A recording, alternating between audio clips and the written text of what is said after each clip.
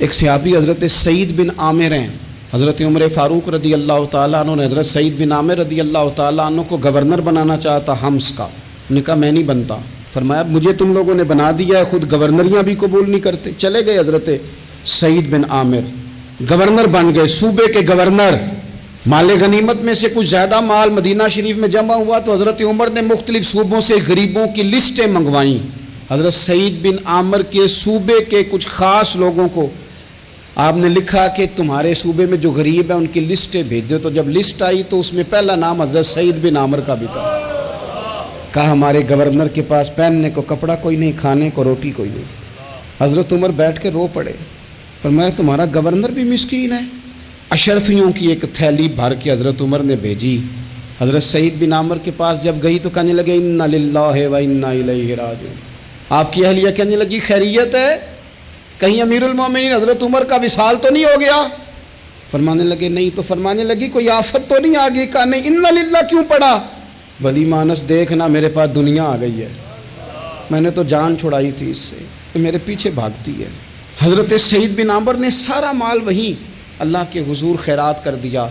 حضرت عمر ایک دفعہ دورے پہ آئے ان کے صوبے میں تو سب لوگوں کو جامع مسجد میں بلایا، حضرت سعید بن عامر کو بھی بلایا.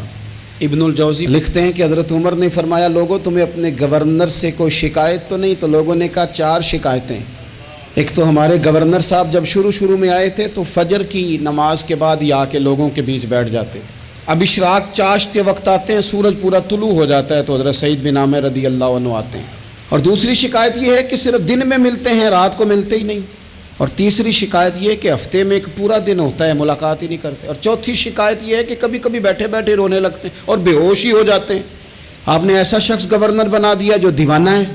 حضرت عمر نے بلا لیا، قریب بیٹھے تھے، کہا دیں سوالوں کے جواب. گردن جھکی ہوئی ہے. عرض کرنے لگے امیر المومنین میں نے تو پہلے ہی کہا تھا میں گورنری کے قابل نہیں، میرے والا کام نہیں. فرمایا اب تو منصب تمہارے پاس ہے، تمہیں جواب تو دینا ہے. حضرت سعید بن عامر کہنے لگے حضور 4 میرے ساتھ مسئلے ہیں. فرمایا کون سے؟ حضرت سعید بن عامر کہنے لگے آپ سوال دہرائیں میں جواب دیتا ہوں. آپ نے فرمایا سعید لوگ کہتے ہیں پہلے تو سویرے آ جاتا تھا، اب تو اشراق چاشت کے وقت آتا ہے. گردن جھکائی، سناٹا چھا گیا محفل پہ. تھوڑی دیر کے بعد سر اٹھایا تو داڑھی پہ آنسو گر رہے تھے. فرمانے لگے حضور میرے گھر میں خادم کوئی نہیں، بیوی بیمار ہو گئی ہے.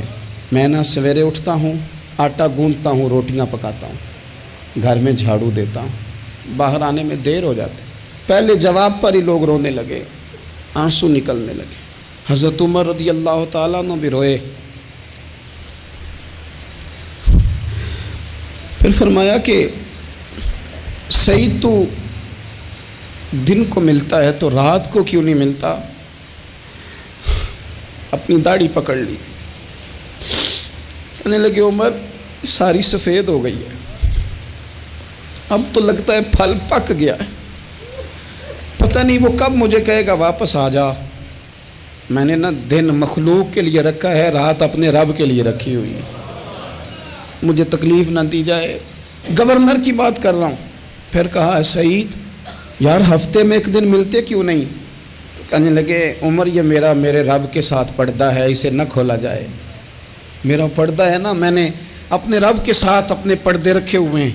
فرمایا نہیں آپ بتائیں. حضرت سعید بن عامر کہنے لگے غریب ہوں، ایک کی جوڑا میرے پاس ہے، میں غریب ہوں. میرے جیسے لوگ ان کے پاس درجنوں جوڑے ہیں اور اس کے باوجود ان کی زبانوں پر شکر اس طرح نہیں آتا جیسے آنا چاہیے. میں نے کہا نا کہ میری اجرت میری محنت سے زیادہ کیوں ہے؟ میرے محسن تیرے احسان سے ڈر لگتا ہے. حضرت سعید بن عامر کہنے لگے ایک جوڑا ہے، ہفتے میں ایک دن دھو کے خشک ہونے کو ڈال لیتا ہوں، پھر بیوی کے کپڑے پہن کے بیٹھا رہتا ہوں. کس طرح گھر سے باہر نکلوں؟ میرا پردہ تھا، میں اپنی غریبیاں لوگوں کے سامنے نہیں رکھنا چاہتا. میں جانوں میرا رب جانے، میں راضی ہوں نا اس کی رضا پہ. اب تو حضرت عمر ہچکیاں لے کے رونے لگے. فرمانے لگے چل آخری سوال کا جواب ہی دے دے، کبھی کبھی روتے ہو تو بے ہوش ہی ہو جاتے ہو. حضرت سعید بن عامر پھر رونے لگے. فرمانے لگے بڑی عمر کا ہو گیا تھا جب کلمہ پڑھا تھا، جب وہ پچھلے گناہ یاد آتے ہیں نا، میرے سامنے لوگوں نے حضرت حبیب بن عدی کو سزا دی تھی مکے میں، اور میں اس وقت مسلمان نہیں تھا، میں مدد نہیں کر سکتا۔ جب وہ وقت یاد آتا ہے تو برداشت، سوچتا ہوں کیسے اللہ کے حضور جاؤں گا۔ دوستو دعا کرنا، یہ وطن جو داتا صاحب کا ہے، جو بابا فرید کا ہے، جو غریبوں کا ہے، کمزوروں کا ہے، مزدوروں کا ہے، اللہ اس ملک کو بھی کوئی ایسا شخص عطا فرما دے